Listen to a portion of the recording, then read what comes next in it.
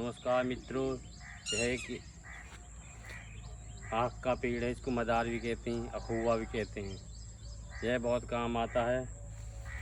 इसको कली ले लें, बंद मुँह कली ले करके 20 ग्राम बंद मुँह कली लेकर और 50 ग्राम गुड़ मिला करके, जिन भाइयों को जाड़े से बुखार आता हो या 30 दिन बुखार आता हो, लीवर कतई ठप हो गया हो, उसके लिए गुड़ में गोली बनाएं। 20 ग्राम मुँह बंद कली ले लें। उसके बाद में इनमें गुड़ मिला करके सुबह शाम दोपहर गर्म पानी से खाने से तीसरिया बुखार व मलेरिया, टाइफाइड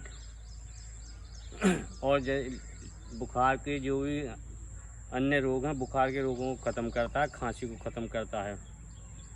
और इसके दूध को लेकर के और इसमें थोड़ा सरसों का तेल मिला करके 20 ग्राम दूध और 10 ग्राम सरसों का तेल मिला करके उसे खूब घोट करके, जिसके भाई के दाँत खाज खुजली हो रही है, उस पर लगाने से दाँत खाज खुजली सब ठीक हो जाती है। और इसकी जड़ को लेकर के पीस करके और गुड़ में गोली मिलाकर खाने से सांस रोगों को भी ख़त्म करता है और बुखार के सभी रोगों को ख़त्म करता है, खुजली को ख़त्म करता है।